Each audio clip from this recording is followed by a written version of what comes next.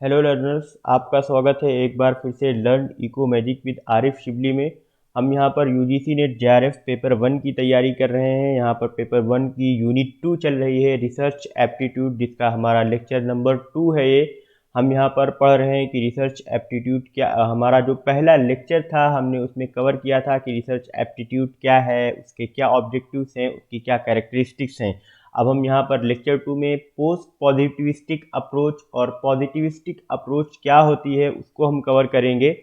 और उससे पहले मैं आपकी इन्फॉर्मेशन के लिए बताता चलूँ कि आप हमारा टेलीग्राम चैनल ज्वाइन कर सकते हैं जो लर्न इको मैजिक के नाम से है। आप वहाँ पर पेपर 1 के एमसीक्यूज़ की प्रैक्टिस कर सकते हैं। और अगर आप इकोनॉमिक्स के स्टूडेंट हैं तो आपके लिए एक बहुत बड़ी अपॉर्चुनिटी है कि आप हमारे चैनल पे जा कर के इकोनॉमिक्स की जितनी भी स्टैंडर्ड बुक्स हैं वो सारे ही सब्जेक्ट्स की, माइक्रो इकोनॉमिक्स की, मैक्रो इकोनॉमिक्स की और मैथमेटिकल इकोनॉमिक्स से लेकर के econometrics, public finance, development economics, हर पेपर पे लगभग 4 से 5 स्टैंडर्ड बुक्स मैंने अपलोड कर दी हैं। तो आप वहाँ पर जा कर के उसको रीड कर सकते हैं और फ्यूचर रेफरेंस के लिए डाउनलोड भी कर सकते हैं। तो अगर आप पेपर 1 की भी अच्छी तैयारी करना चाहते हैं तो आप हमारा टेलीग्राम का जो चैनल है लर्न इको मैजिक उसको भी ज्वाइन कर लीजिए और आप हमें इंस्टा पे भी फॉलो कीजिए। हम उस पर आने वाली इंफॉर्मेशंस का नोटिफिकेशंस जारी करते हैं, देते हैं। तो हम ज़्यादा टाइम ना लेते हुए शुरू करते हैं आज का जो अपना लेक्चर है। इसका हम एक बेसिक इंट्रोडक्शन भी करा चुके हैं। और आपके रेफरेंस के लिए मैं एक बार फिर से बता दूं आपको कि जो सिलेबस है हमारा रिसर्च एप्टीट्यूड का यूजीसी नेट जेआरएफ के लिए, उसमें इतनी चीज़ें हैं। जैसे हम इसको एक तो कवर कर चुके हैं रिसर्च की मीनिंग को, टाइप्स को और कैरेक्टरिस्टिक्स को।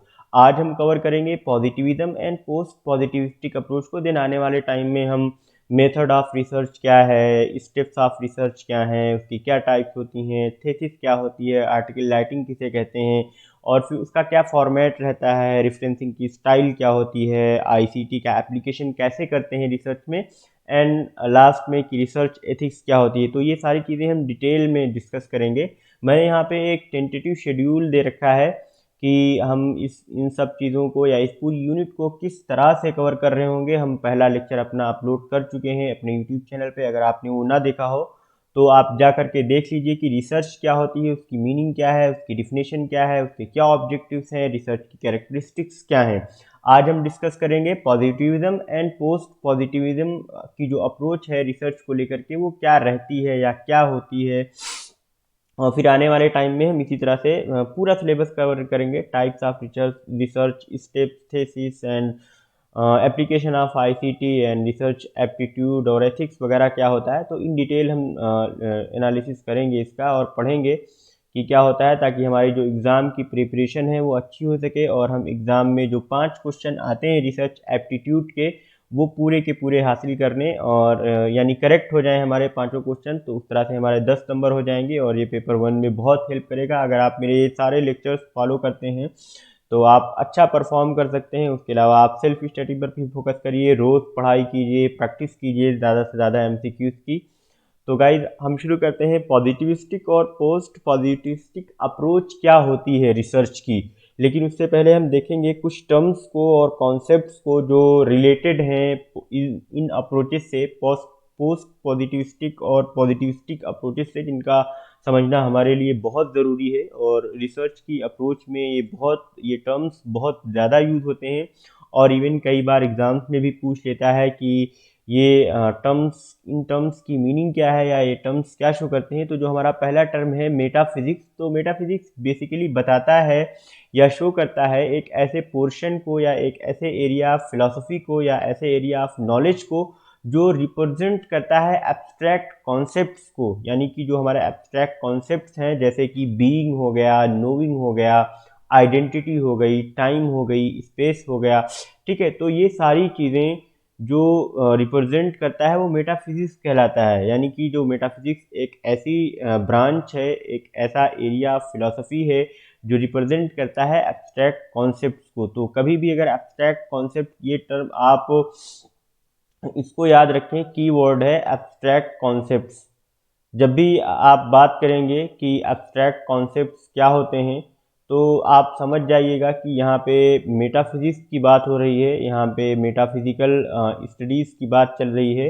तो जब भी कभी मेटाफिजिक्स का टर्म एग्ज़ाम में आए और पूछे कि वो क्या है, तो आप ऑप्शंस में एब्स्ट्रैक्ट कॉन्सेप्ट को खोजें तो आप इजीली उसको क्रैक कर सकते हैं और समझ सकते हैं। जो दूसरा हमारा एक बहुत ही इम्पोर्टेंट टर्म है वो है एपिस्टीमोलॉजी, कि एपिस्टीमोलॉजी क्या होती है। तो एपिस्टीमोलॉजी एक स्टडी ऑफ नॉलेज को कहते हैं। जब भी हम नॉलेज की स्टडी करते हैं, ज्ञान की प्राप्ति के लिए कुछ पढ़ते हैं, तो हमारी एपिस्टेमोलॉजी कहलाती है। तो बेसिकली एपिस्टेमोलॉजी क्या है कि ये है एक स्टडी ऑफ नॉलेज जो शो करती है किसी चीज़ के ओरिजिन को, नेचर को, स्कोप को या मेथड्स को हमें बताती है कि हम किस तरह से नॉलेज को गेन करें, किस तरह से नॉलेज को हासिल करें। तो एपिस्टेमोलॉजी की कई सारी अप्रोचेज हैं। एक अप्रोच यहाँ पे मैंने लिखी हुई है रेशनलिज्म की, एक एम्पिरिसिज्म की। तो हम इसको भी समझेंगे कि हमारा जो रेशनलिज्म है वो क्या होता है, एम्पिरिसिज्म क्या होता है। तो जो रेशनलिज्म का जो कॉन्सेप्ट है वो सबसे पहले कांट और स्पिनोजा एंड लीबनीज ने दिया था, इसको इंट्रोड्यूस कराया था इन्होंने। रेशनलिज्म बेसिकली बताता है कि रीज़न क्या होता है किसी चीज़ के पीछे, किसी चीज़ के पीछे का लॉजिक क्या होता है। जब हम कुछ बोलते हैं, कुछ पढ़ते हैं या कोई फिनोमिना अकर हो रहा होता है कहीं पर, तो हम उसके पीछे का रीज़न फाइंड आउट करने की कोशिश करते हैं। तो उसको बेसिकली बोलते हैं कि हम रेशनल थिंकिंग कर रहे हैं। तो हम रेशनलिज्म की अप्रोच जब अपनाते हैं रिसर्च में, तो हम सबसे पहले अपने जो बिलीफ्स होते हैं या जो रिलीजियस बिलीफ्स कह लीजिए आप, या पर्सनल बिलीफ्स कह लीजिए, या हम अपने इमोशनल रिस्पॉन्सेस का एग्जांपल भी ले सकते हैं, तो हम इन सब चीज़ों को किनारे कर देते हैं। क्योंकि जो हमारे रिलीजियस बिलीफ रहते हैं या कई बार जो हमारे पर्सनल बिलीफ रहते हैं या इमोशनल रिस्पॉन्सेज रहते हैं वो इलॉजिकल होते हैं, मतलब वो लॉजिक से परे होते हैं। लेकिन जो रेशनलिज्म होता है वो लॉजिक और रीज़न की बात करता है। हमारे जितने भी एक्शंस होंगे या किसी के भी एक्शन होंगे, अगर हम किसी भी चीज़ की स्टडी कर रहे होंगे तो हम देखेंगे कि उसके पीछे का लॉजिक क्या है, उसके पीछे का रीज़न क्या है। जो भी ओपिनियन है वो रीज़न बेस्ड होगा। तो यहाँ पे जैसे मैंने एक इमेज भी लगाई हुई है, आप इसका रेफरेंस ले सकते हैं कि जैसे हम कोई बोलता है, हमें कुछ बताता है, तो हम उसके ऊपर बिलीव नहीं कर लेते हैं, तुरंत हम उसका ट्रस्ट नहीं कर लेते हैं। यहाँ हम किसी की बात सुनते हैं, ये हमारे पांचों सेंसरी ऑर्गन्स हैं। या हम किसी चीज़ को टच करते हैं, या हम अपनी आँख से देखते हैं किसी चीज़ को, या हम अपनी ज़बान से कुछ टेस्ट करते हैं, तो हम तुरंत मान नहीं लेते हैं। हम उसको देखते हैं कि आखिर इसके पीछे का क्या रीज़न है, क्या लॉजिक है। हम अपना माइंड लगा के सोचते हैं। जैसे देखिए यहाँ पे इस इमेज में ये एक पर्सन है कोई, ये अपना दिमाग लगा के सोच रहा है कि आखिर किसी चीज़ के पीछे का क्या लॉजिक है, ना कि सिर्फ ये करके कि वो किसी से सुन लिया या किसी के मुंह से कुछ बोला गया है, या उसने खुद भी बोला है, या उसने कुछ टच किया है, या उसने देखा है, या किसी ने उसको दिखाया है या टेस्ट किया है। इन सब चीज़ों पर बिलीव ना करके वो लॉजिकली सोचता है कि किसी चीज़ के पीछे की क्या वजह है, क्या रीज़न है। तो जो रेशनलिज्म जो हमारा होता है वो बिलीफ को या इमोशनल रिस्पॉन्सेस को नहीं मानता है, वो रीजंस और लॉजिक्स को फाइंड आउट करने की कोशिश करता है और उसी की स्टडी को बढ़ावा देता है। अगर हम बात करें कि एम्पिरिसिज्म क्या है, तो दूसरी तरफ हम देख सकते हैं कि जो हमारा एम्पिरिसिज्म होता है ये एक एक ऐसी अप्रोच है जो हमें एक्सपीरियंस से मिलती है, बिल्कुल उलट होती है रेशनलिज्म के। जैसे यहाँ पे मैंने लिखा हुआ है कि the position that knowledge has its origin in and derives all of its content from experience. Empiricists claim that sensing experience is the eventual starting point for all our knowledge. यानी कि जितनी भी हमारी नॉलेज होती है, जितना भी हम ज्ञान हासिल करते हैं, तो उसका जो फर्स्ट स्टार्टिंग पॉइंट होता है वो हमारे सेंसरी ऑर्गन्स देते हैं। जैसे यहाँ पे देखिए हमारे सेंसरी ऑर्गन्स क्या हैं कि हम बोल सकते हैं, हम सुन सकते हैं, हम किसी चीज़ को टच करके, किसी चीज़ को छू करके महसूस कर सकते हैं, या किसी चीज़ को हम देख सकते हैं, किसी चीज़ का टेस्ट कर सकते हैं। तो जो हमारा प्राइमरी सोर्स ऑफ नॉलेज होता है वो हमारे सेंसरी ऑर्गन्स होते हैं। तो इसी को बोलते हैं एम्पिरिसिज्म, कि हम अपने अपने एक्सपीरियंस से कोई नॉलेज हासिल करते हैं, तो वो एम्पिरिसिज्म कहलाता है। तो एम्पिरिसिज्म की जो अप्रोच होती है कि आप अपने एक्सपीरियंस से किसी नॉलेज को गेन करें, ना कि सिर्फ लॉजिक लगाकर। लॉजिक बेस्ड नहीं होती है ये, एक्सपीरियंस बेस्ड होती है एम्पिरिसिज्म। तो बेसिकली अगर हम देखें कि एम्पिरिसिज्म और रेशनलिज्म में क्या डिफरेंस है, तो हम देख सकते हैं कि knowledge is derived from experience और एक्सपेरिमेंटेशन। एम्पिरिज्म में क्या होता है कि जो नॉलेज ड्राइव होती है, जो आती है, वो हमारे पास एक्सपीरियंस से और एक्सपेरिमेंटेशन से आती है। लेकिन जो रेशनलिज्म में जो नॉलेज होती है, knowledge is derived from reason and logic. जो नॉलेज होती है वो रीजन और लॉजिक से हम ड्राइव करते हैं। अगर दूसरा डिफरेंस की बात हम करें तो जो experimental science is the paradigm of knowledge, paradigm बोलते हैं किसी किसी सोर्स को, तो हम कह सकते हैं कि जो पैराडिम ऑफ नॉलेज है वो एक्सपेरिमेंटल साइंस होती है एम्पिरिसिज्म में। और जो मैथमेटिक्स कह सकते हैं कि मैथमेटिक्स प्योरली लॉजिक बेस्ड होती है। या किसी और भी हम सब्जेक्ट की बात कर सकते हैं, जैसे फिजिक्स हो गई, केमिस्ट्री हो गई, या जितनी भी नेचुरल साइंसेज हैं वो सब रेशनलिज्म पे बेस्ड होती हैं। तो experimental science can not produce certainty. जो हमारी एक्सपेरिमेंटल साइंस होती है वो सर्टेन नहीं होती है, मतलब वो अंतिम सत्य नहीं होता है। हर एक के एक्सपीरियंस अलग होते हैं, हर एक का जो नज़रिया होता है चीज़ों को देखने का, महसूस करने का, टेस्ट करने का, वो अलग अलग होता है। तो इसी वजह से कहते हैं कि जो एक्सपेरिमेंटल साइंस होती है वो प्रोड्यूस नहीं कर सकती है सर्टेनिटी को, वो सर्टेन नहीं होती है। बट जो रेशनलिज्म में होता है कि जो जेन्युइन नॉलेज जो होती है, जो इससे हम ड्राइव करते हैं, वो बिल्कुल सर्टेन होती है। जैसे कि आप न्यूटन का लॉ पढ़ें तो वो सर्टेन है, वो चेंज नहीं हो सकता है, क्योंकि वो लॉजिक पे बेस्ड है, वो रेशनल पे बेस्ड है, ना कि सिर्फ इम्पेरिकली वो टेस्टेड है, बल्कि वो उसके पीछे का एक बहुत बड़ा लॉजिक है। तो इस वजह से जो हमारा जो न्यूटन का लॉ होता है वो रेशनलिज्म पे बेस्ड है। मैंने उसका एग्जांपल किया। इस तरह से आप बहुत सारे एग्जांपल्स ले सकते हैं। लेकिन जो बेसिक डिफरेंस है एम्पिरिसिज्म में, कि जो एम्पिरिसिज्म से जो भी नॉलेज हम गेन करते हैं वो हमारी सर्टेनिटी प्रोड्यूस नहीं करती है। अब अगर हम बात करें एक और टर्म की, थ्योरी की, फिर हम चलेंगे कि हमारी पॉजिटिविस्टिक और पोस्ट पॉजिटिविस्टिक अप्रोच क्या होती है। तो हम देख लेते हैं कि थ्योरी क्या है। A theory is a set of systematically related statements including some law like generalizations that can be tested empirically. These generalizations provide hypotheses and these hypotheses determine what must be measured. तो जो एक theory है वो क्या होती है कि एक सिस्टमेटिकली रिलेटेड स्टेटमेंट्स होते हैं, उनको हम थ्योरी बोलते हैं, जो क्या करते हैं या क्या रिप्रेजेंट करते हैं, कुछ लॉ को रिप्रेजेंट करते हैं, या कुछ जनरलाइजेशन हम उनसे निकालते हैं जो टेस्ट किए जा सकते हैं इम्पेरिकली टेस्ट। जैसे theory of law of demand है, तो इसमें कई सारे स्टेटमेंट मिले हुए होते हैं। मैं एक स्टेटमेंट का एग्जांपल ले लेता हूँ यहाँ पे, कि when prices increases the demand of goods decreases. तो ये एक दो सेंटेंसेज हैं, दो स्टेटमेंट्स हैं। पहला स्टेटमेंट ये है कि when prices of goods decreases या इंक्रीजेज, हम यहाँ पे डिक्रीज का एग्जांपल लेते हैं कि when prices of goods decreases the demand of goods increases, यानी कि जब चीज़ों के दाम कम होते हैं तो चीज़ों की जो डिमांड होती है वो बढ़ जाती है। तो ये जो दो सेट हैं, जो दो स्टेटमेंट्स हैं, ये सिस्टमेटिकली आपस में रिलेटेड हैं एक दूसरे से, जिसको हम टेस्ट कर सकते हैं इम्पीरिकली, या हम इसको वेरीफाई कर सकते हैं डेटा कलेक्ट करते।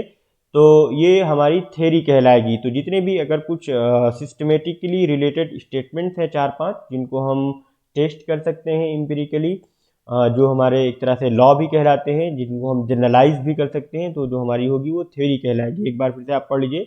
ए theory is a set of systematically related statements including some law like generalizations that can be tested empirically. These generalizations provide hypotheses and these hypotheses determine what must be measured.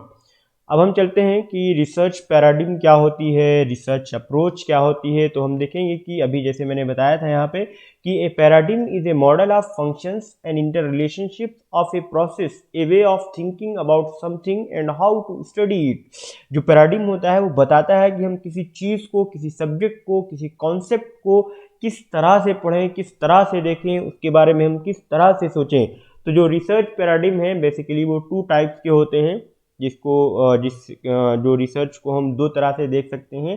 एक positivism की approach है, एक post positivism की approach है। तो बहुत basic है, आप परेशान ना हो, कई बार स्टूडेंट्स कंफ्यूज हो जाते हैं पॉजिटिविज्म और पोस्ट पॉजिटिविज्म के बीच डिफरेंस करने में। तो मैंने इसका एक डिफरेंस का एक चार्ट बना दिया है कि पोस्ट पॉजिटिविज्म और पॉजिटिविज्म में क्या डिफरेंस है, तो आप आगे चल करके उसको देखेंगे। पहले हम पढ़ेंगे कि पॉजिटिविज्म होता क्या है। तो एक फ्रेंच फिलोसोफर थे अगस्त कॉम्टे नाम के 19th सेंचुरी में, उन्होंने सबसे पहले पॉजिटिविज्म का जो टर्म है वो क्वाइन किया था। क्वाइन मतलब उछाला था या दिया था, ठीक है। तो इनके अलावा जो हमारे फ्रांसिस बेकन साहब हैं, बहुत अच्छे फादर ऑफ इंग्लिश लिटरेचर में इनको फादर ऑफ ऐसे कहा जाता है। तो Francis Bacon, John Locke, Isaac Newton और इसी तरह से इनके जो साथ के थिंकर्स थे, मोर्टिस शिलिक, अर्नेस्ट मैक, रोडोल्फ कार्नैप और दूसरे लोग थे जिन्होंने पॉजिटिविज्म की अप्रोच को बढ़ावा दिया था या इस अप्रोच का बहुत ज़्यादा यूज़ किया था। तो हम देखेंगे कि पॉजिटिविज्म होती क्या है। जो रिसर्च होती है पॉजिटिविज्म में, वो research is done by working with observable social reality, यानी कि कोई ऐसी सोशल रियलिटी जिसको हम ऑब्जर्व कर सकते हों, जिसको हम देख सकते हों, जिससे हम कुछ निकाल सकते हो इंटरप्रिटेशंस अपनी, तो उसको हम पॉजिटिविज्म बोलते हैं। और जो social word can be observe by collecting objective facts and most important thing, जो पॉजिटिविज्म में हम ऑब्जेक्टिव फैक्ट्स को कलेक्ट करते हैं, एक तरह से हम डेटा को कलेक्ट करते हैं।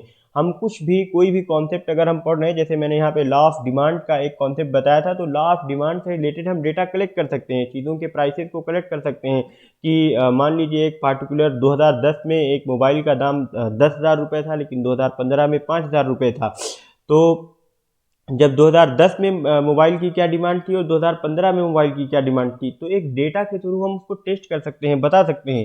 तो यही हमारी पॉजिटिविज्म की अप्रोच है कि जो सोशल वर्ल्ड है can be observe by collecting objective facts and social world consist of simple elements to which it can be reduced.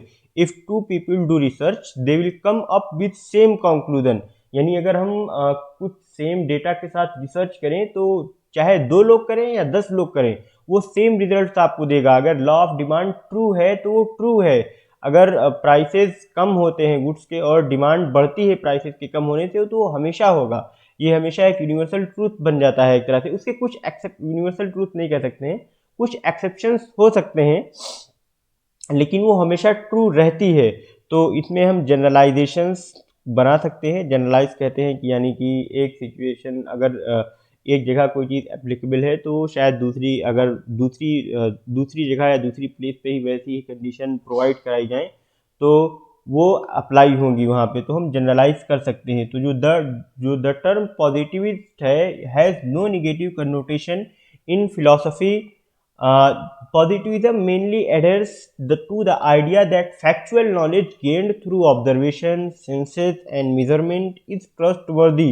तो इस जो पॉजिटिविस्टिक अप्रोच है, इसमें पूरा फोकस रहता है फैक्चुअल नॉलेज के ऊपर, डेटा के ऊपर। हम अगर अपने सेंसेस से भी कुछ ऑब्जर्व कर रहे हैं या मेजरमेंट कर रहे हैं, तो हमारे पास उसका डेटा होना चाहिए, हम उसको क्वांटिफाई कर सकें। जैसे यहाँ पे लिखा हुआ positivism depends on quantifiable observations that lead to statistical analysis. Here the role of the researcher is limited to data collection and interpretation in an objective way। यहाँ पे रिसर्चर का रोल थोड़ा सा लिमिटेड रह जाता है पॉजिटिविज्म की approach में, क्योंकि इसमें सारा फोकस रहता है क्वांटिफाइबल डेटा को कलेक्ट करने में। तो जब भी हम डेटा को कलेक्ट करें या एक पॉजिटिविस्टिक अप्रोच से पढ़ रहे हों, तो हमारा सारा फोकस रहता है कि हम फैक्चुअल नॉलेज को रिप्रेजेंट करें, और यही ट्रस्ट वर्दी होती है पॉजिटिविज्म की अप्रोच में। तो अगर हम थोड़ा सा और देखें कि पॉजिटिविज्म अप्रोच क्या है या इसके क्या एडवांटेजेस हैं या क्या डिसएडवांटेजेस हैं, तो हम इसको और थोड़ा सा इन डिटेल पढ़ सकते हैं। The positivism philosophy is based off the idea that science is the only way to learn about the truth. Positivism की फिलोसफी कहती है कि साइंस ही एक ऐसा रास्ता है जो हमें सच्चाई की तरफ ले जा सकती है, क्योंकि साइंस में चीज़ें एम्पिरिकल नहीं होती हैं सिर्फ, बल्कि उनको ऑब्जेक्टिव डेटा या क्वांटिफाइबल डेटा कलेक्ट करके प्रूफ किया जाता है। एक रीजनिंग बेस्ड होता है, हर चीज़ के पीछे एक लॉजिकल रीज़न होता है। तो हम फैक्चुअल नॉलेज के थ्रू ट्रूथ तक पहुंच सकते हैं पॉजिटिविज्म की अप्रोच में। इसके कुछ डिसएडवांटेजेस और एडवांटेजेस हैं।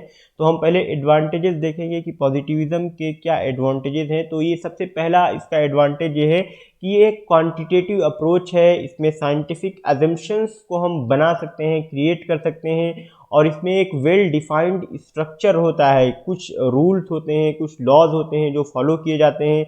इसका एक बहुत बड़ा एडवांटेज है। और इसका जो तीसरा एडवांटेज हम कह सकते हैं कि patterns and trends can be illustrated through the data gathered, यानी जो भी हम डेटा कलेक्ट कर रहे हैं, जैसे मैं लॉ ऑफ डिमांड की बात कर रहा था बार बार, कि जब हम 2010 के प्राइसेस को कलेक्ट करेंगे और उसकी डिमांड को कलेक्ट करेंगे, देन हम 2015 XYZ कोई भी टाइम पीरियड हो सकता है, 2018 का टाइम पीरियड भी ले लीजिए, तो सेम गुड का हम प्राइस और डिमांड को अगर हम कलेक्ट कर लें तो उस डेटा की मदद से हम एक्सप्लेन कर सकते हैं, इलस्ट्रेट कर सकते हैं, बता सकते हैं कि वो आखिर किस चीज़ को शो कर रही हैं, जो हमारे लॉज बनाए गए हैं, जो थ्योरीज क्रिएट की गई हैं, वो सही हैं या नहीं हैं। और इसमें मिनिमल चांस होता है, यानी कि सबसे कम चांस होता है मिस इंटरप्रेटिंग का, यानी कि हम इसमें बहुत गलती का कम चांस होता है पॉजिटिविज्म की अप्रोच में। जैसा कि लिखा है, minimal chance of miss interpreting responses through the use of quantitative data. जब भी हम क्वांटिटेटिव डेटा यूज़ करते हैं तो कम से कम चांसेस होते हैं कि हम गलत रिजल्ट पे जाएं या गलत जनरलाइजेशन या गलत कंक्लूजन पे पहुंचें। लेकिन इसके बहुत सारे डिसएडवांटेजेस भी हैं, जैसे कि हमारा पहला डिसएडवांटेज है कि human behaviour is disregarded with no guarantee that it hasn't inferred with studies. यानी अभी जैसे मैंने कहा था कि जो पॉजिटिविज्म की जो अप्रोच होती है, इसमें हम यूनिवर्सल ट्रूथ की बात करते हैं, वो गलती से मेरे मुंह से निकल गया था।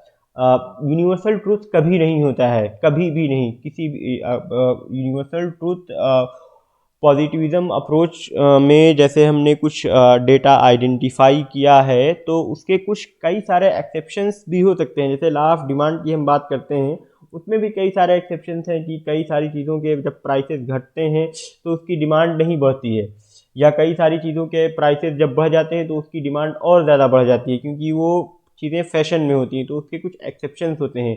तो इसी वजह से कहा जाता है कि जो ह्यूमन बिहेवियर है वो डिसरिगार्डेड है, उसको आप पहचान नहीं सकते हैं एग्जैक्टली कि वो क्या चाहता है, क्या करना चाहता है। तो इसलिए कोई गारंटी नहीं है कि जो भी हमने रिजल्ट अपनी स्टडीज से निकाले हैं वो एग्जैक्टली 100% ट्रू हों। और not flexible due to everything being measured और calculated, they disregard unexplained phenomena. और ये थोड़ा सा कम फ्लेक्सिबल होती है जो चीज़ हम मेजर्ड करते हैं या कैलकुलेट करते हैं उसकी वजह से, क्योंकि कुछ अनएक्सप्लेन्ड फिनोमेना या कॉन्सेप्ट्स होते हैं जिनको हम क्वांटिटेटिव डेटा से प्रेजेंट नहीं कर सकते हैं। तो एक weak at understanding social processes, जब सोशल प्रोसेसेस को अंडरस्टैंड करने की बात आती है तो ये थोड़ा सा पॉजिटिविज्म की जो अप्रोच है ये कमज़ोर पड़ जाती है, ये उतनी ज़्यादा फ़ायदेमंद नहीं है या उतनी ज़्यादा एक तरह से कह सकते हैं कि यूज़फुल नहीं है। सोशल प्रोसेसेस में कई सारी चीज़ें आती हैं, जैसे आप बिलीफ की बात कर लें या आप और भी बिलीफ के अलावा भी कई सारी चीज़ें हैं।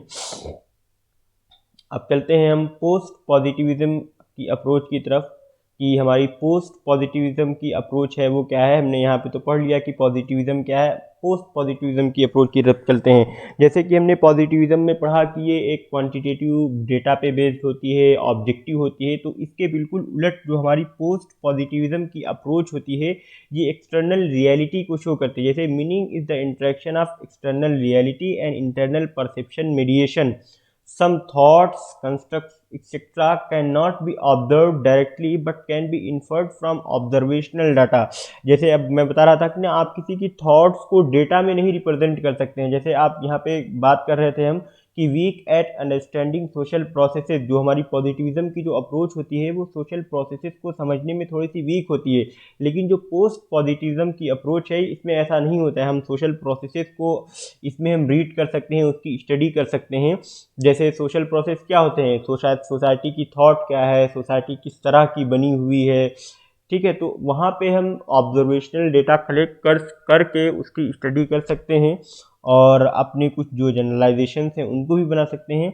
Observations are necessarily influenced by perception. आप किसी के परसेप्शन को डेटा में नहीं रिप्रेजेंट कर सकते हैं, इस वजह से आपको पोस्ट पॉजिटिविज्म की अप्रोच का यूज़ करना पड़ता है। And cognition and can therefore never be totally value free while many aspects of physical world may be constant and predictable, living beings and random occurrences have an element of uncertainty that may allow understanding but not always allow prediction and control।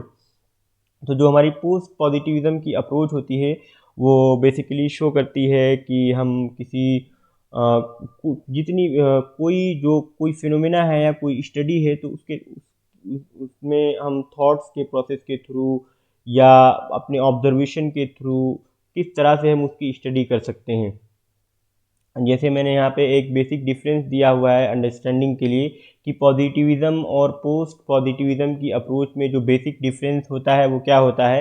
हम पहले positivism का पढ़ेंगे फिर उसके बाद post positivism का देख लेते हैं। जो पॉजिटिविज्म है आप इसका स्क्रीनशॉट ले लीजिए, इसको याद कर लीजिए, ये एग्ज़ाम में आता है। इसी तरह से क्वेश्चन इन्हीं कॉन्सेप्ट के ऊपर बेस्ड क्वेश्चन एग्ज़ाम में पूछे जाते हैं। तो जो हमारी पॉजिटिविज्म की अप्रोच होती है वो एज ऑफ साइंस को रिप्रेजेंट करती है, यानी कि हर चीज़ के पीछे एक लॉजिक रहता है, डेटा होता है। ये डिडक्टिव होती है। डिडक्टिव बोले तो DGP एक टर्म है, यहाँ पे मैं लिख दे रहा हूँ, आप लोग इसको हमेशा याद रखें ताकि आपको कभी कन्फ्यूजन ना हो। DGP, डी फॉर आप समझ सकते हैं कि deductive, and G for general, and P for particular, यानी कि पार्टिकुलर टू जनरल। तो जो हमारी डिडक्टिव अप्रोच होती है वो जनरल टू पार्टिकुलर को शो करती है, यानी कि एक हमारे पास पहले से थ्योरी रहती है और फिर हम उस डेटा को कलेक्ट करने के बाद हम उसको चेक करते हैं, वेरीफाई करते हैं कि वो डेटा सही है या नहीं सही है। तो जो हमारी पॉजिटिविज्म की जो अप्रोच होती है वो डिडक्टिव रहती है, यानी कि DGP जनरल टू पार्टिकुलर। जैसे हमने बहुत बार ये एग्जांपल सुना है कि ऑल मेन आर मोर्टल, यानी कि सारे इंसान मर जाते हैं। तो ये एक जनरल स्टेटमेंट है। अब हम इसको प्रूव करने के लिए पार्टिकुलर केसेस को पढ़ते हैं, रीड करते हैं। जैसे एक श्याम नाम का आदमी है या पर्सन है, वो मोर्टल है। एक विनीता नाम की लड़की है, वो मोर्टल है। जैसे Shyam is mortar, Vinita is mortar, Huzaifa is mortar, Arif is mortar. तो ये जो इंडिविजुअल्स हैं ये मोर्टल हैं। देन हम कंक्लूड कर देते हैं कि all men are mortal.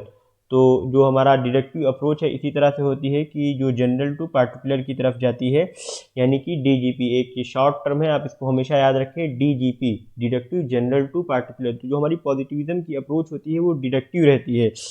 And objective भी होती है। ऑब्जेक्टिव मतलब क्वांटिटेटिव डेटा होता है इसमें, और ये साइंटिफिक रहती है, रियलिस्टिक होती है, ट्रेडिशनल रहती है। तो ये सारी चीज़ें हैं। क्वांटिटेटिव चीज़ों से रिलेटेड क्वांटिटेटिव से रिलेटेड जितने भी कॉन्सेप्ट्स हैं वो पॉजिटिविज्म की अप्रोच में आ जाएंगे। जो भी चीज़ क्वांटिफाइबल है, जिस भी चीज़ को हम ऑब्जेक्टिवली रिप्रेजेंट कर सकते हैं या डिडक्टिवली इन्फर कर सकते हैं चीज़ों को।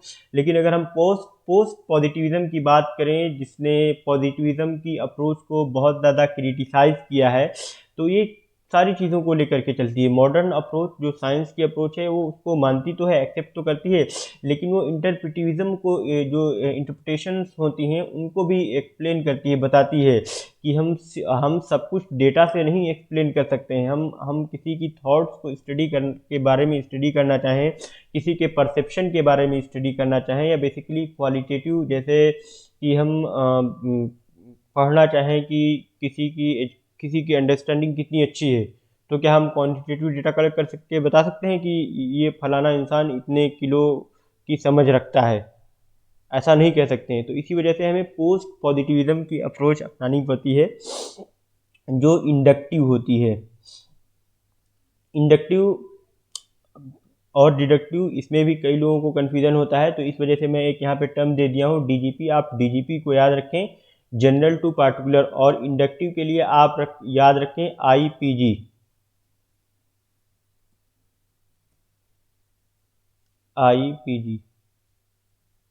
आप इसको याद रखें, आप कभी भी आपको कन्फ्यूजन नहीं होगा डिडक्टिव में या इंडक्टिव में। तो जो हमारी पोस्ट पॉजिटिविज्म की अप्रोच होती है वो सब्जेक्टिव होती है, काफ़ी ज़्यादा क्वालिटेटिव डेटा पे बेस्ड होती है, हम इसको इंटरप्रेट करते हैं। तो जैसे पॉजिटिविज्म की अप्रोच है ये रियलिस्टिक होती है, लेकिन जो हमारी पोस्ट पॉजिटिविज्म की अप्रोच है वो क्रिटिकल रियलिस्टिक होती है, यानी कि नथिंग इज इनफॉलिबल। आप इसमें रियलिस्टिक अप्रोच में हम बताते हैं कि जो चीज़ जो थ्योरी हमने दी है वो गलत नहीं हो सकती है, लेकिन जो हमारी पोस्ट पॉजिटिविज्म की जो अप्रोच है वो बताती है कि कोई भी चीज़ गलत हो सकती है। किसी इंसान के लिए हर हर एक इंसान के अलग अलग एक्सपीरियंसेस होते हैं, हर एक इंसान की ऑब्जर्वेशन की स्किल अलग अलग होती है, सोचने समझने की सलाहियत सबकी सब कुछ अलग रहता है। तो जो हमारी पोस्ट पॉजिटिविज्म की अप्रोच होती है इस वजह से थोड़ा सा ज़्यादा अच्छी मानी जाती है पॉजिटिविज्म के मुकाबले में।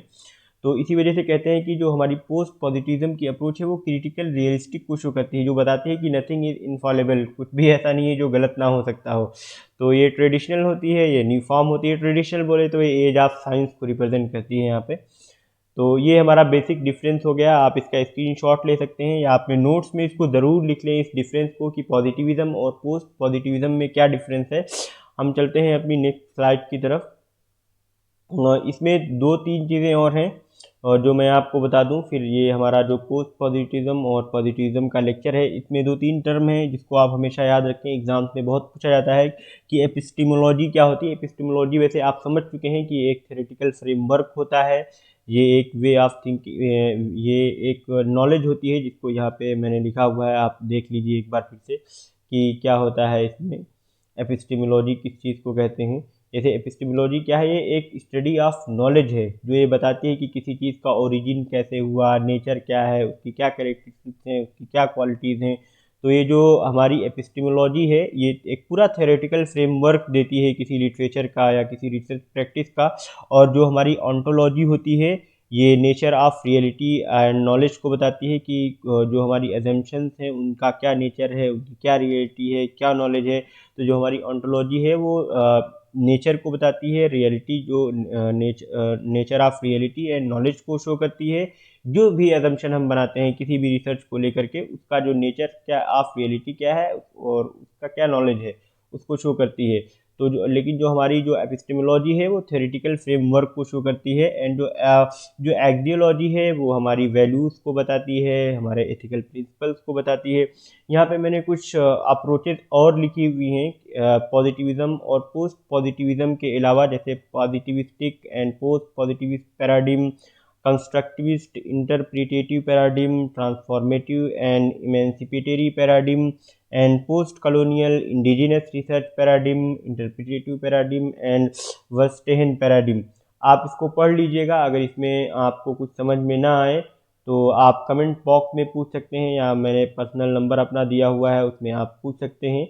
एक वर्स्टेन अप्रोच एक दो बार एग्ज़ाम में पूछा है, तो आप इस चीज़ को बस याद रखिएगा कि जो वर्स्टेन की जो अप्रोच है वो किसने दी थी।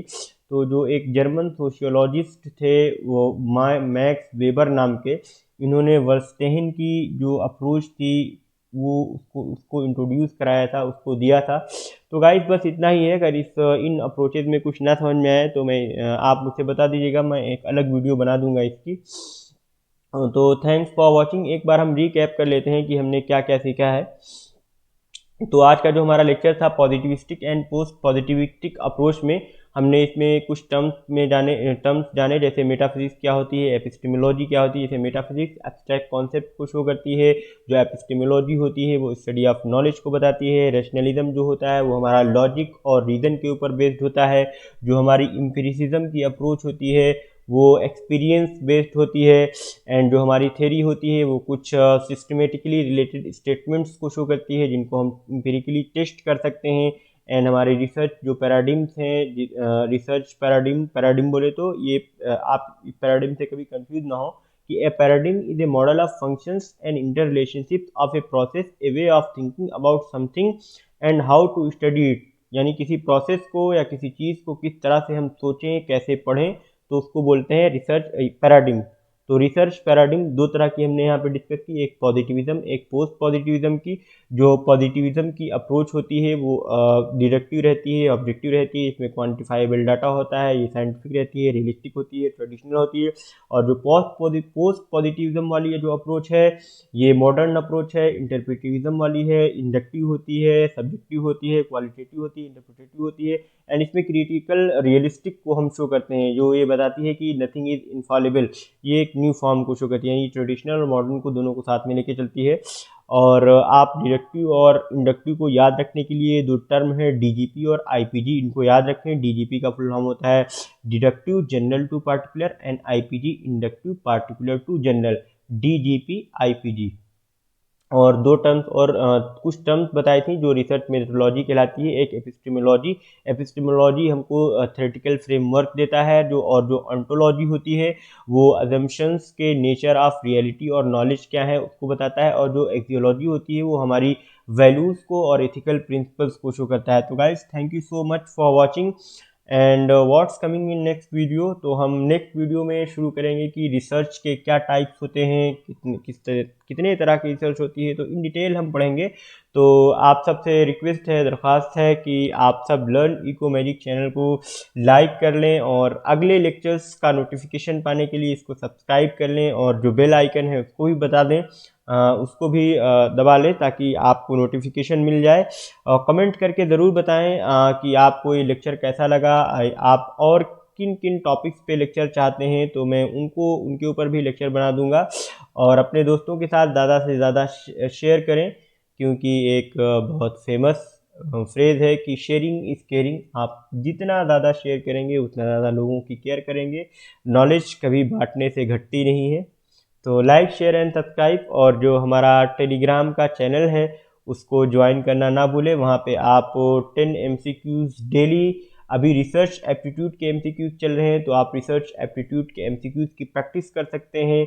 एक क्विज़ के फॉर्म में रहते हैं, आप उसको बहुत मज़ा आएगा, आप क्विज़ के फॉर्म में उसको खेलें। और अगर वो क्वेश्चंस भी आपको नहीं समझ में आते हैं तो आप यहाँ कमेंट बॉक्स में पूछ सकते हैं, या मेरा पर्सनल नंबर मैंने दिया हुआ है, वहाँ पे आप जा कर के देख लीजिए। और फर्स्ट पेज पे मैंने अपने यहाँ पे नंबर लिखा हुआ है, आप इस नंबर पे मैसेज करके या कॉल करके भी कॉल थोड़ा सा अवॉइड कीजिएगा, मैसेज ही कर लीजिएगा। अगर कुछ आपको समझ में नहीं आता है तो मैं आपको वहाँ पे रिप्लाई कर दूँगा।